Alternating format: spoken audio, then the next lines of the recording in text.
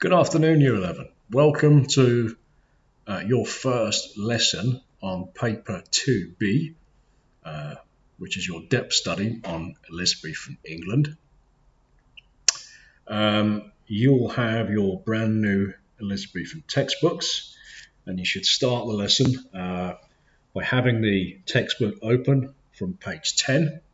I will ask today that you leave the textbooks in the classroom at the end of the lesson, but you'll get to take them home as of next week. You should all have a copy of the resource which is on this presentation. I've left a copy in Teams, and your cover teacher should also have a copy to project onto the board when this presentation is over.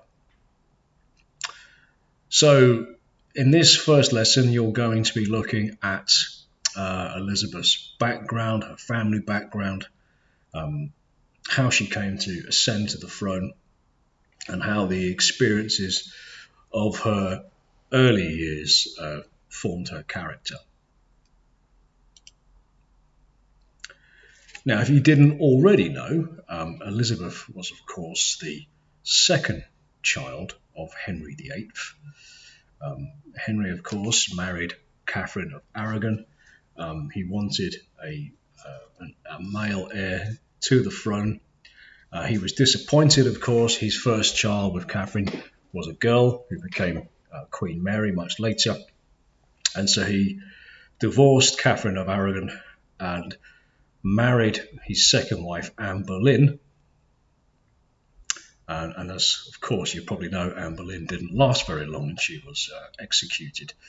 Henry would go on to have a third child who became Edward VI. So he finally did get the male heir that he was looking for. So Elizabeth is the middle child of Henry VIII, and of course he fathered 3 different children with 3 different women. You'll see that the Tudors, and particularly Elizabethan England, it's a bit like a soap opera. It's about this dysfunctional family.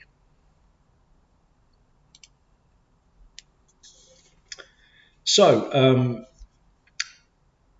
in the textbook, you should read carefully through page 10 and 11, which takes you through, in a little bit more detail, Henry's great matter. Okay, this obsession Henry VIII had with producing a male heir to the throne.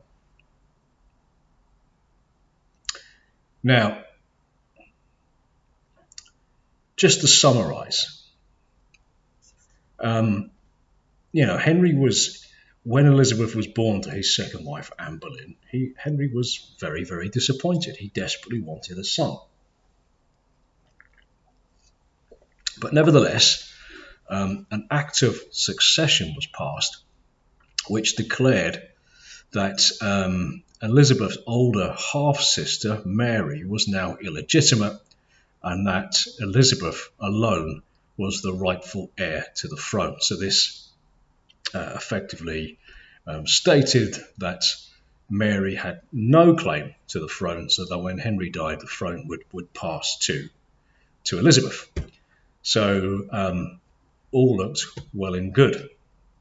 However, Henry's marriage to Anne Boleyn very, very quickly unraveled. She was accused of, amongst other things, of witchcraft, of adultery, of leading Henry astray, and she was executed when Elizabeth was just 2 years old. So Elizabeth never knew her mother, and she certainly had no memories of her mother.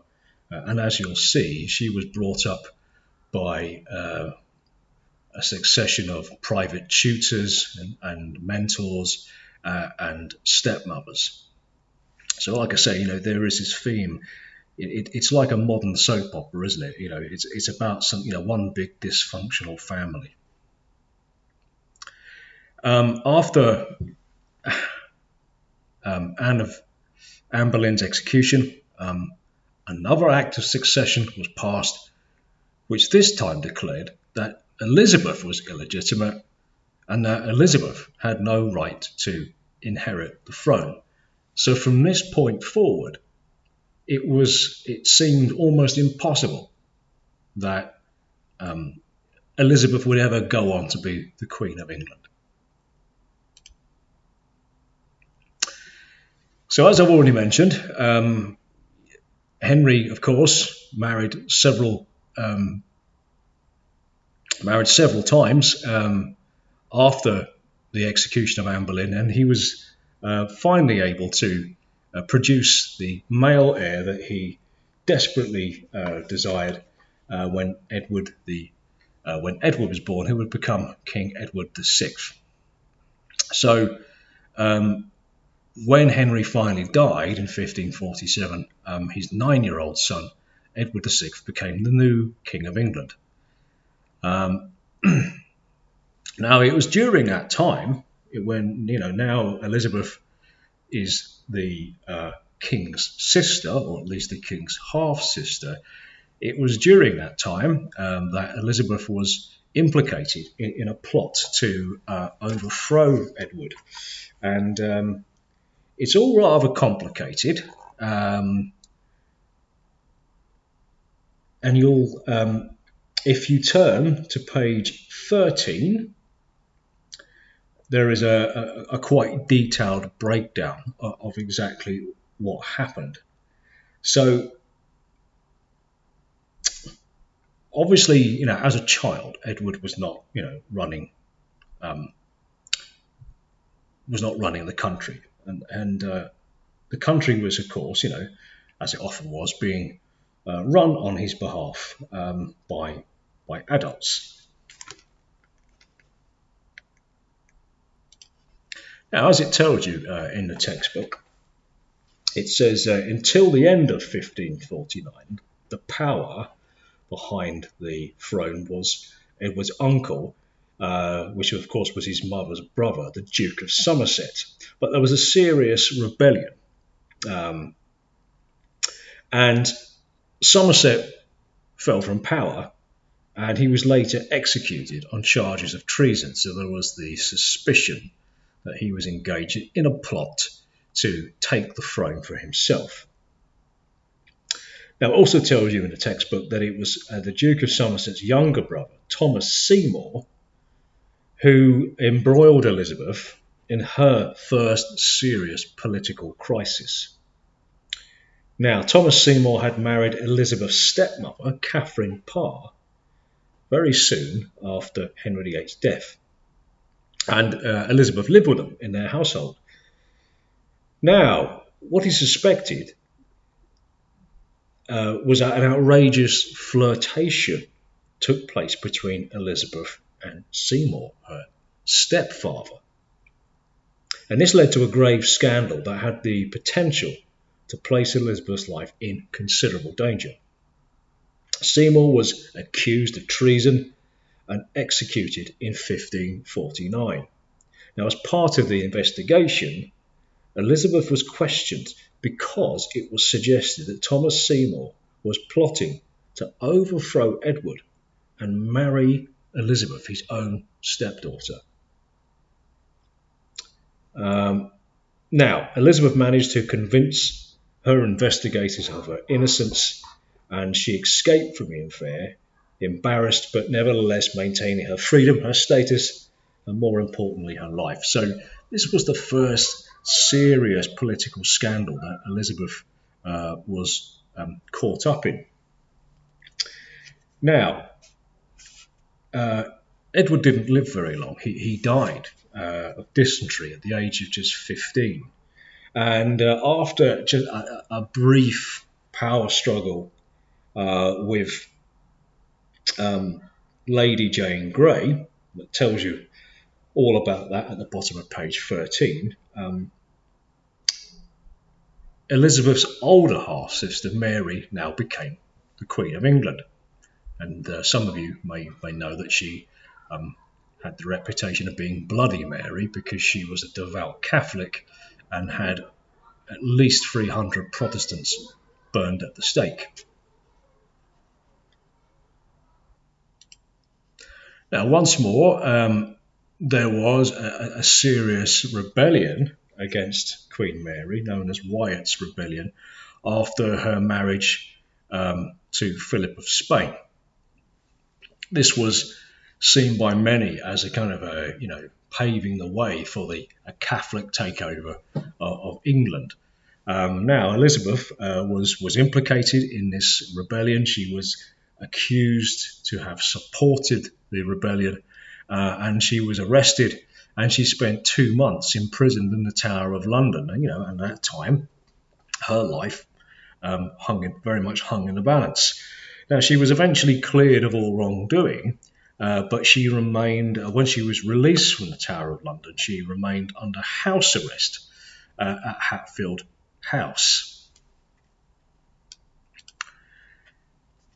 So it was incredible that in 1558, the crown finally passed to Elizabeth.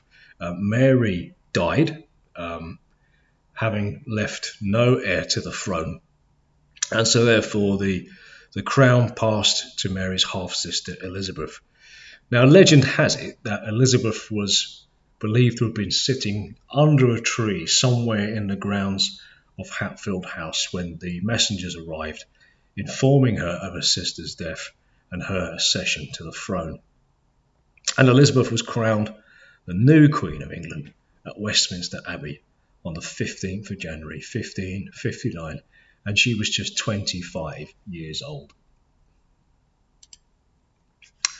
So, for this lesson, what I'd like you all to do, having given you a very, very brief exposition on Elizabeth's background and her accession to the throne, you should now use pages 10 to approximately page 14 of the textbook to take a deeper dive into the events surrounding Elizabeth's accession to the throne.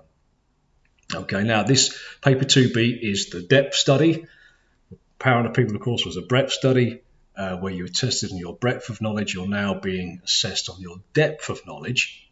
Okay, so I do expect to see the appropriate level of detail in your responses. So there's 2 things to work on. Okay, so task 1, I'd like you to write an account of Elizabeth's family background and her early life. And of course, in this, one thing I didn't really talk about was her relationship with her stepmothers and her teachers and her tutors. And as you'll see, Elizabeth was intellectually very, very capable, but she did, her early years rather were marked by an absentee father that she very, very rarely saw. Task 2, outline how Elizabeth became queen, and so to do that you need to include the following events in your notes. So look at her relationship with Edward VI and what happened to her when he was king, her outrageous flirtation with Thomas Seymour, the brief power struggle with Lady Jane Grey, Elizabeth's imprisonment by her half-sister when Mary became queen as a result of her association with Wyatt's rebellion, and her eventual remarkable accession to the throne. It is remarkable that she became the Queen of England, given that for so many years it looked like a virtual impossibility, because she was declared illegitimate.